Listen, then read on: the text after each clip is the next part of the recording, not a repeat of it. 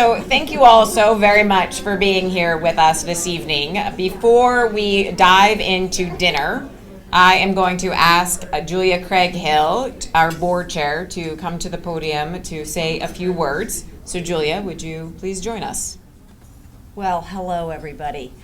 It's so great to be together. These gatherings have always been a real favorite of mine, so I'm so glad we're back on track. Just to introduce myself, Julia Craig-Hill. I've been on the board 10 years. I am a Jackson grandchild, so that's my prime connection.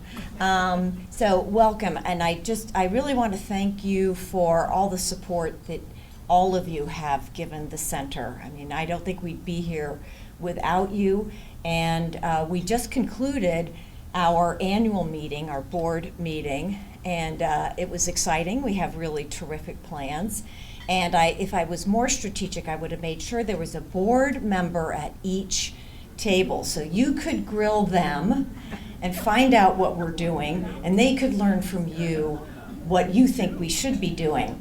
I didn't get my act together quickly enough, but at least what I'd like to do is have the board members stand, if you would, and be acknowledged, because everyone is really putting a lot of effort, and I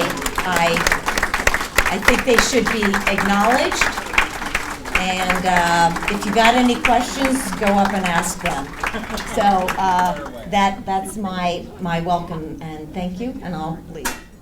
Tom Loftus, former board member, is going to give an invocation for us this evening. So Tom, please come to the podium.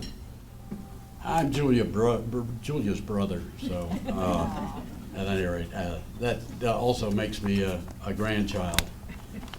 And it's great to see everybody here tonight. As we remember Justice Jackson today, let us emulate what his fellow Justice Felix Frankfurter called his habit of truth-seeking. Jackson believed that true law and lasting law must reflect the truth about human beings. In one speech, he declared that nothing will be accepted and will endure as law that does not possess the moral qualities of a natural justice measured by a standard supplied from the conscience and thought of disinterested people. As we eagerly await this Jackson Society dinner, it's also good to keep in mind his statement in another speech that, and I quote, if I can read it, our people do not want barren theories from their democracy. Maury Maverick has expressed very quaintly but clearly what they really want when he says, "We Americans want to talk, pray, think as we please, and eat regular."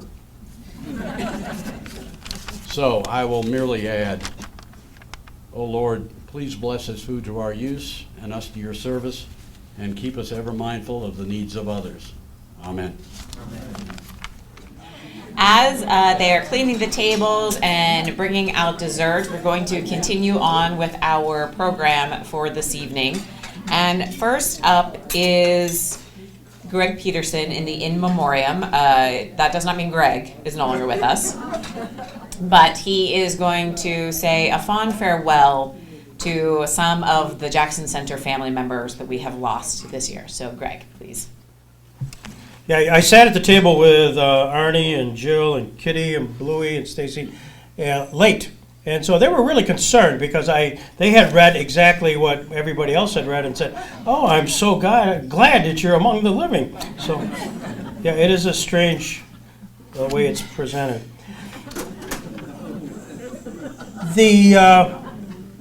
I am thrilled, first of all, that here we are 23 years later after the beginning of the Jackson Center, and to have folks that everybody here we could tell stories about, because you've connected with us and connected strongly with us. And I won't do that because what I'm going to do is to talk about some people who we've been standing on the shoulders of, who passed away this year.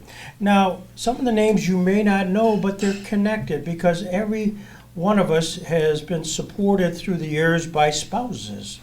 And it's amazing, it's a team. Sometimes we get some of the glory, but in fact, behind it all are a spouse. And so I'm going to recognize a few of those folks, and you'll appreciate why. And some family members who've been incredibly supportive. One of the people that just passed away, I think he was over 100 years old, was Merrill Cooper, who you would not have known, but you would have known Marion Beckerink. And Marion Beckerink's father. And he was incredibly supportive of Marion's role here and her involvement in so many other things as well. And she was near and dear to her dad, just passed away this past year. For those who remember the William Rehnquist visit, if you remember at the beginning, we had choir masters and we had Brian Bogey, and it was one of the really most meaningful C-SPAN moments that we had.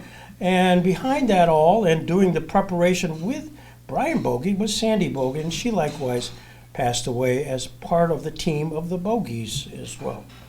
Another person that recently passed away, and if you're in a local community, he was almost iconic, Ron Graham.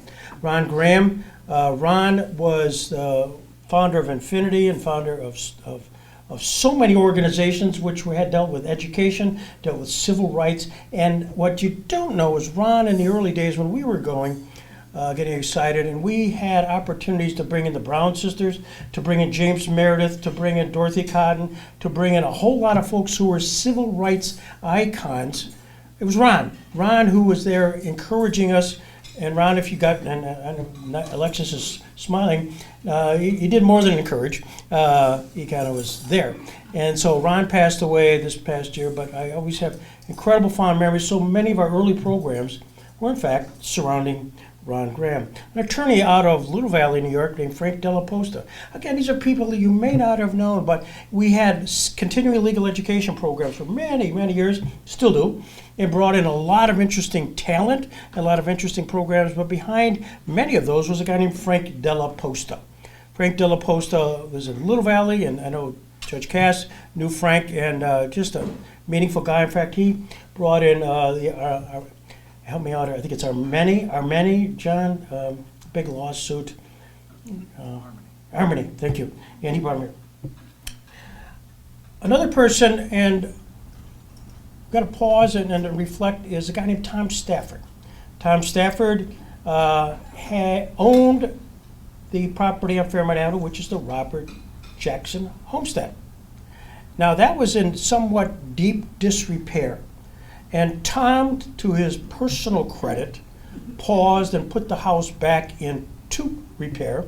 And it is a showcase in the area. And along that ways, as reached out to Kristan and I, we spent time decorating much of that in Jackson memorabilia, Jackson heritage. And Tom was very, very supportive. And at some point, you'll see some Wayfarer signs from New York State there as well. Many of you know Jim Roselli, WJTN. And Jim, at the beginning, I mean, day one, some of us who were there with Rehnquist and the Nuremberg, actually the Nuremberg people in 2001, Jim's held court interviewing all of those people, and for as long as he lived, he would call us and have us on the program. He would be here, he'd doing live presentations, and the guy behind that who paid his bills was Merrill Rosen. Merrill Rosen, WJTN, and he passed away also this past year. We've had the pleasure of having a Pennsylvania Supreme Court Justice. Subsequently, he was the Chief Judge, the Honorable Max Baer.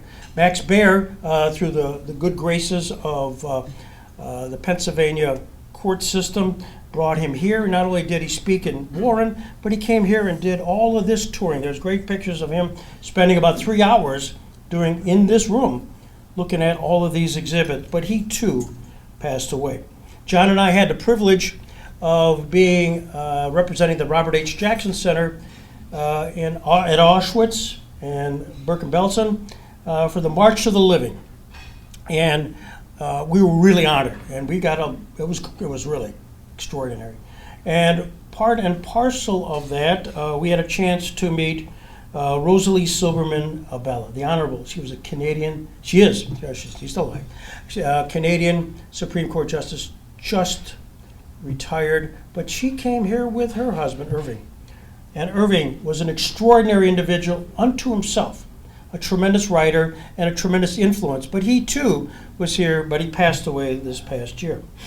For many, many years, I'm looking at Allie Russell now, we had the wonderful privilege of having Mark Russell, and I'm going to talk about Mark in greater detail in a few minutes, but have events at the Chautauqua Suites. And that all happened because of the McConnons, Van and Wilma McConnon, who owned the Chautauqua Suites, and they had supported us by hosting these major events, which we had Phil Donahue, we've had Mark Russell several times, and he covered everything, soup to nuts as his contributions, and it was Wilma. Wilma who encouraged Van to do that, and we unfortunately lost her.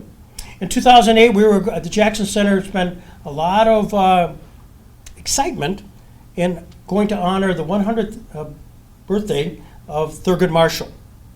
And in doing so, we were going to have here Cece Marshall, his widow, and she was going to come. Unfortunately, she got sick at the last minute, but was unable to come. But what she did, and she was really a major factor in Washington society, and certainly within the Supreme Court, because they had a Supreme Court, I kind of blew the name, but it's a wives' society. It was at the pardon? Spouses Society. And she led the charge in with Juanita, who was very close friends with her, and invited several of you. I'm looking at several of you folks here who were there, basically as the host, Peggy, of CC, and she passed away. But she was very gracious in permitting us to do a lot of things there on behalf of the Jackson Center in Washington to kibitz with the spouses. When she could not come in 2008, and John did a tremendous presentation and did a lot of research talking about the relationship of Thurgood Marshall and Robert Jackson and the Supreme Court and using the ring and all that stuff. Ask John about it. It's a very, very good story. Time won't permit me to talk about it now. But we were in a little bit of a crisis mode because we didn't have our speaker. We were in a little bit of a crisis. As would have it, thanks to Allie Russell once again, Robin Smith and her husband Bill Plant happened to be on the grounds. Bill Plant, for those that remember CBS News, White House correspondent extraordinaire, but also covered the civil rights.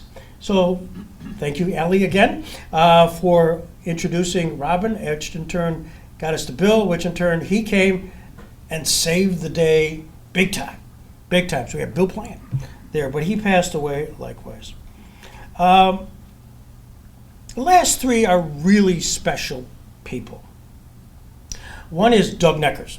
Last year at this time, you may remember, I did a similar thing, and Doug was sitting kind of where you are, Sam, and don't panic, Sam. And we talked about his spouse, again, teamwork. Susan Neckers encouraged Doug, and Doug was a force of nature. And Doug passed away really COVID-related this past year, and some of us went to his funeral. Doug was really with us from the beginning, 2001, and all the former board members can know that Doug was a force of nature, and but a leader, and variously came in to be he encouraged us to be involved in educational opportunities. He encouraged us to be involved in a lot of, whether it was Nuremberg programming, whether it was at Bowling Green University, whether it was in Toledo, Ohio. He got us out and about. And Doug loved the Jackson Center. Doug loved the Chautauqua County. He loved Clymer, New York. He was a tremendous asset to it, and he was a chairman for a period of time. So we lost him this year, and we lost a real person that had broad shoulders for our purposes. Ben Ferencz. I don't know where to begin. Iconic. The last of the Nuremberg trials, I'll use that plural, prosecutors, 103 years old. He was here. But our first experience was with, I'm looking at Chuck Gustafson, Chuck was involved in Georgetown University. Stan may remember. We had an event where the Georgetown Law, through the American Bar Association back in 2005, let us be a co-sponsor, costing us nothing, just to have national attention. The speaker was Ben Ferencz, Henry King, Whitney Harris, people that were part of our world. But it's my first introduction to Ben. And so through Don, I actually, and this will shock you, I actually got Ben set up, and we interviewed him for an hour and a half in his hotel room. And you can watch it. It's, to me, the greatest interview I ever did with anybody. He's just such an articulate, likewise, force of nature. You know, he was about like this. And Ben was here several times. And if you ever get a chance, and we have lots of YouTube of Ben, but in 2010, he gave a speech to students, which we were all the beneficiaries and the viewers of, at Chautauqua, Bellinger, wherever it's. And it's incredible. No dry, I mean, we had to actually shut down the rest of that morning because Ben nailed it. Because he was speaking directly to the students. There were a boatload of students at Chautauqua. 50, 60 of them came down for this, Drew Biter and company, and he nailed it. Incredible. It's inspirational today. But Ben died this past year, and we continue to stay in touch with his foundation, the Planet Hood Foundation, and with Don Ferencz. And so to Ben, he gave us a lot, whether it was Nuremberg, whether it was here, whether the International Humanitarian Law Dialogues at Chautauqua, Mike were coming back, and so all of those good things, we lost Ben. The last one is Mark Russell.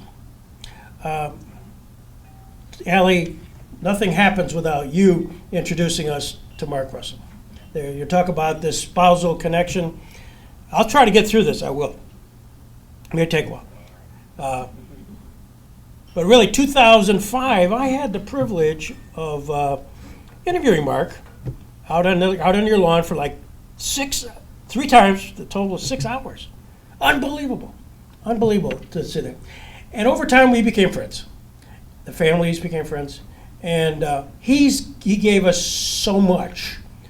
So as we all know Mark Russell. He became a friend of everybody. But what an entertainer. What a sportsman, but what a humanitarian. And I could go on. There's a 10th anniversary event where Mark was the entertainment. Stan and others put on that 10th anniversary event, and the finale was Mark, and he just had 300 people, wonderfully. When he showed up, even when he wasn't the star, Phil Donahue. My God, Phil says, Mark Russell's in. And of course, he asked Mark to come on stage. And we remember Bob Woodward, with the flows over by the fireplace. If you haven't seen it, that's must-see YouTube things. And Mark gave of his time for our benefit. I know of at least 3 concerts, one of which I got a smile at because he'd retired. He'd retired, and asked him if he'd consider doing an interview, a fundraising interview, just kind of like Life and Times. Who are the people you met, and how did you get through certain things? And I said, you don't have to play, because he was a little concerned about his playing. So we did it. Place is packed, as you recall. And we did put a little piano up in front, just in case, for demonstration purposes, if the spirit moved. I never asked him. So we talked for like 15, 20 minutes, and of course he had to show an example. Next thing you know, he's up there showing, this is how, Everett Dirksen would do it or something. And then went on, and I think he kind of credited that opportunity to maybe getting a little bit more back to do that again. And we were the beneficiaries of at least 2, 3 of those events, again, at the Jackson Center. We miss him. And Allie, but we know that it was a team. It was the Allie Russell, Mark Russell team. And for those that don't know, never got to Mark Russell to ask those questions without going through Allie. And it was Allie then who said, it's okay to ask him. It's okay to ask him. And I appreciate ever so much your contribution in so many ways to help us at the Robert Jackson Center to have so much presence and really put us on a kind of a national stage. And it's really been the Ally and Mark Russell show. So I wanted to conclude on that, and I think we are ready. Ed, maybe we're going to cue up something. So if you'll turn here as sort of just a little thing here. Robert Jackson, speaking for the majority, offered us this wonderful, wonderful passage. If there is any fixed star in our constitutional constellation, it is that no official, high or petty, can prescribe what shall be orthodox in religion, nationalism, politics, or any other matter of opinion, nor may he force to confess by word or act a belief therein. When Phil Donahue was at the Jackson Center a few months ago, and he spoke eloquently about some of these cases, he focused on the Jehovah's Witness case, West Virginia Board of Education versus the Barnett sisters. And Phil Donahue quoted Justice Jackson, and we have to hang on to something, and he called it a fixed star. That's it. You got to hang on to something.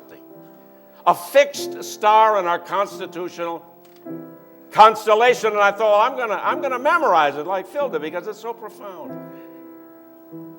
And with your permission, I'd like to sing it as well. I got a piano here.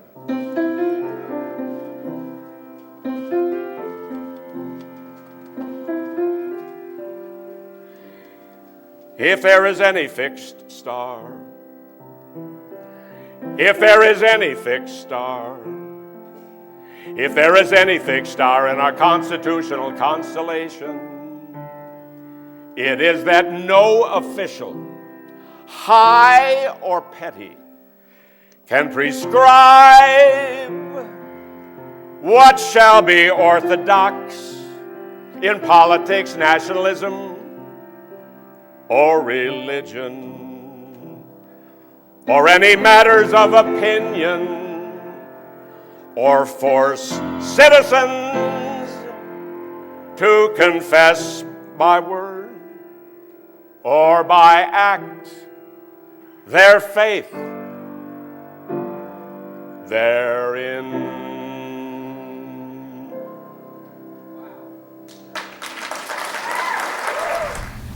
Well, that's a tough act to follow.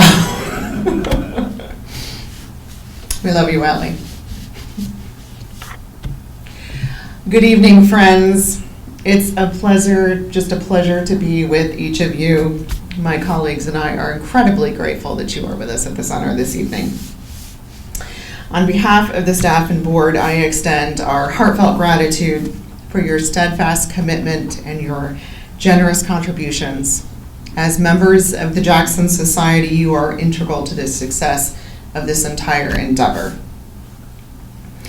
I'd like to share my perspective with you as to how philanthropy is impacting the Jackson Center since my joining the organization in May of last year, and my belief that philanthropy has the power to transform and shape the center's future. In my conversations with individuals about their origin story and their connection and how they became acquainted with the center, including many of you, I have been rewarded to hear your dedication to the mission, your belief in the organization, and to have received your financial gifts of support to ensure continued growth and sustainability. It is really a privilege to have these types of conversations with you, so thank you. Your support has enabled us to expand our educational programs for students not only in Chautauqua County, but across the border in Pennsylvania and to Warren County through our partnership with Living Voices, TheaterWorks USA, as well as other programs like Battle of the Books and our Young Readers program. We have educated and inspired many young minds, over 1,300 in 22 alone. Our program theme for 22 was Democracy on Trial, a fitting theme which lent itself very well to many of their programs as we explored our pressures on, challenges to and opportunities for democracy and democratic institutions in the U.S. and around the world. We held 57 programs, events, and presentations, including online tea times and virtual conversations. The war in Ukraine, which commenced in February of last year, was certainly an important topic, which served to tie together a handful of those programs as we explored possible paths to justice and how to hold those responsible accountable. Now, despite some of the obvious challenges of last year, lingering economic uncertainties, the stock market, rising inflation, 22 was actually a strong year for the Jackson Center. We received over $305,000 in endowment contributions. We exceeded our annual fund goal by 20%, providing really important operational dollars. And we completed the restoration and renovation project to move our staff offices upstairs and to pave the way for future exhibit space downstairs. In total, we raised just under $1 million in philanthropy last year. That's an incredible demonstration of support to anchor our work as we plan for the future. You'll find a copy of our inaugural impact report on 22, and it also includes an outline of our priorities that are before us at your place setting. We really stand at a critical juncture, and the significance of our work has never been greater. Not only because of heightened interest in the Supreme Court and on global affairs, benefiting from precedents established in international law by Jackson, but also because as an organization, we have readied ourselves for growth and have reached a pivotal moment that requires that of us. Over the next 3 years, the Jackson Center's capacity building plan will require significant investment to achieve its strategic objectives. Collectively, these objectives will position the center for its next iteration as a preeminent destination in Western New York and as a global leader in advancing equality under the rule of law. As we lay the groundwork for the future, I want to touch briefly, and I know Kristan will address more fully and certainly more eloquently than I, a couple of our key priorities that your future investments will help bring to fruition. First, organizational and programmatic investments. Thanks to the support of our local foundations, including the Ralph C. Sheldon Foundation, the Western New York Foundation, the Chautauqua Region Community Foundation, and the Jesse Smith Dara Fund. A couple of representatives are with us this evening, Linda Swanson, Liz Jones, you wave. We now have the funds in hand to invest in 2 new positions for the center, really critical to our growth at this moment. A Director of Education and Programs, and a Director of Communications and Marketing. Expanding the team in this way will ensure we have the resources we need to do all the things that we aim to do, and to set us up for success as we tackle these next set of priorities. And so the second one is really all of which fall under the umbrella of enhancing the visitor experience in a number of ways, by updating the center's physical space to provide a more thoughtful and engaging experience, to incorporate more effective technology across our facility, to redesign our website for ease of access and clarity, and to renovate our theater by updating our production capabilities and ensuring it better accommodates our needs as well as that of the community. There are really some exciting chapters ahead of us. With your continued support, we are confident our mission to serve as a forum for education on and discussion of law and justice issues as guided by the life and work of Robert Jackson. We will reach more people. We'll promote greater understanding, combat apathy, and stimulate a desire to be informed and involved members of society. Thank you again for your unwavering support and for your leadership as we move forward collectively towards an exciting future. Thank you.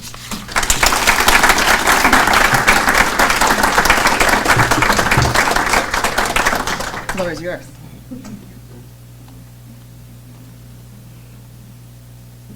So each year, as an introduction to the center and its work, we give the interns what I'm sure seems like an impossible task when they first start.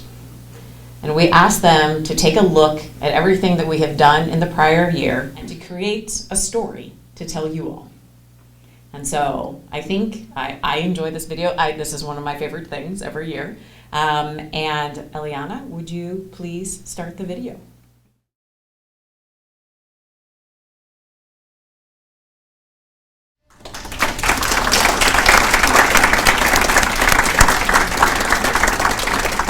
I would like to ask the interns to stand, please. So Caroline, Eliana, Christina, Ali, and Sumitra.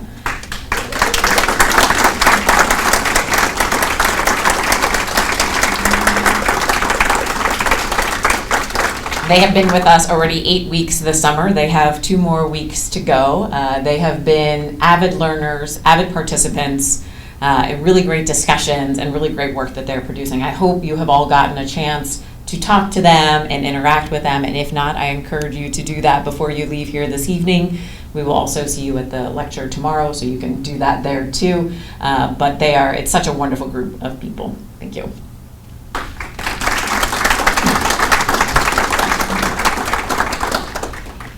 So each year at this dinner, I get to give the state of the Jackson Center to you.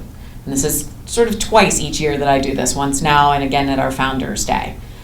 And for the last couple of years, I have attempted to choose one single word that I think encapsulates the state. And this isn't easy. I love words, and I spend a lot of time agonizing over them and trying to decide if I have chosen the right one. But the best word I can think of to characterize the state of the center in 2022 and into 2023 is advancement. Last year at this dinner, I very briefly took you through the work the board and the staff was undertaking at the time. And it was brief because we really had just started that work. We reviewed and modified our mission and vision statements. We identified goals in 5 different focus areas. We analyzed our ability to achieve those goals based on our current resources, and we developed plans to address the differences in our aspirations and those resources. Since we spent time together last year, we are making great strides towards our goals. The board has spent the better part of the last 2 days reviewing the progress of the first half of this year, shaping the plan for the remainder of 2023, and generating the goals for 2024. There was so much energy in the room when we finished our 2-day board meeting. And to me, this is such a wonderful testament to the forward momentum and the drive that the board and the staff feel. The commitment to our mission and our work, and the recognition of how necessary the Jacksonian lens is and how uniquely suited we are to share those principles. Although we've just finished dinner, I'm hoping to whet your appetite a wee bit. And so here are some of our current plans, which Tina had begun to lay out. We are maturing as an organization, and we are building our organizational capacity so we have effective governance, as well as the people, systems, and structures to achieve our mission. We will invest in people who care deeply about this work and bring to light a range of skill sets, as well as a diversity of experiences that will help the center have a greater impact. To that end, we are starting with the recently launched search for our inaugural Director of Programs and Education to elevate what we offer for adults and students in programs and resources. Please feel free to share that information with everyone you know. We are looking for the best possible person for this, and in my mind, this is a critical hire for us. And if they are interested, please direct them to me or to our website. I'll be happy to talk with them more. In order to be the preeminent and enduring source of knowledge on the life and guiding principles of Robert H. Jackson, we are and we need to continue to invest in both our physical space and our virtual home to provide resources, to educate, and to better enable research. And we've been using the imagery of open doors to explain what we mean. Last year, those of you who were with us were fortunate enough to see the wonderful renovations of the upstairs, the second floor. And now we need to work on enhancing the center's physical space and facilities to become better storytellers of Jackson's life, his work, and his impact. And this includes leveraging an exhibit designer to help create updated and engaging exhibits, to make the center's spaces more accommodating to learners, to teachers, to lawyers, to interns, and to those looking to use the center for their workshops and work, and to be responsive to evolving trends, including the opportunity to offer more customized visitor experiences based on audience-driven interests. We also need to improve and expand our technology, to update our website to serve as a more user-friendly and robust virtual front door to our organization, to improve the accessibility to archival material for teachers, students, researchers, historians, and anyone who is interested, and to hold more engaging events and conversations, both online and in person. The center's formative first decade was devoted to capturing the firsthand accounts of significant moments in history from those who knew Robert Jackson, and to building our archives, now bursting to share more stories with those who will listen. Our second decade shifted us to preserving history, to making connections and beginning to explore his modern relevance. And now entering our third decade, we understand that almost nothing is without precedent. Authoritarian figures within our country and within regimes globally are flourishing, and the ideals of democracy, the rule of law, of fairness and equity seemingly are lost in the struggle. Public trust in our judicial system is shaky, and facts and truth have been politicized. The Jackson Center, guided by the principles of Robert H. Jackson, should be the organization with the tools and resources to increase civic participation, to open space for challenging conversations, and to shape our systems to be fair and equitable for all people. We hope that you feel our excitement and that you share it as well, because you all are our partners in this.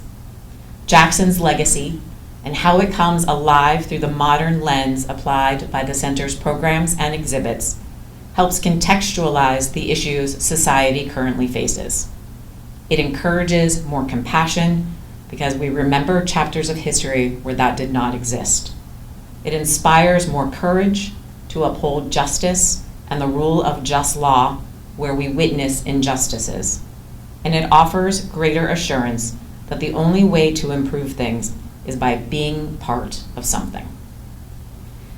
I would love to thank the staff and without whom this evening would not happen. So Tina and Sherry, thank you so very much for all of the work that you put in.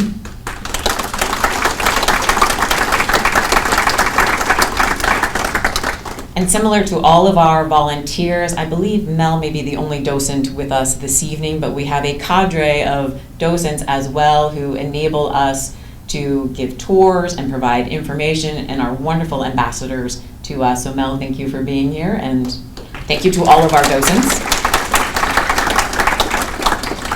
And thank you also to all of the current and former board members in the room. We had a brief dinner last evening to gather casually and socially, and I said this last evening, and I will repeat this until people are tired of me saying it. For our former board members, we stand on your foundation, and what you have built is tremendous. And I think the current board members would agree with what I'm about to say, in that we only hope to do you proud as we move this organization forward. Your legacy, all of the work everyone has done over the past more than 20 years is tremendous. To wrap up, we look forward to you joining us at 3:30 tomorrow at the Hall of Philosophy on the grounds of Chautauqua Institution for the 19th Robert H. Jackson Lecture on the U.S. Supreme Court. Justin Driver will speak tomorrow, and you do not want to miss this. Thank you to Arnie and Jill Bello and their Family Foundation for helping to support this program. We appreciate it deeply.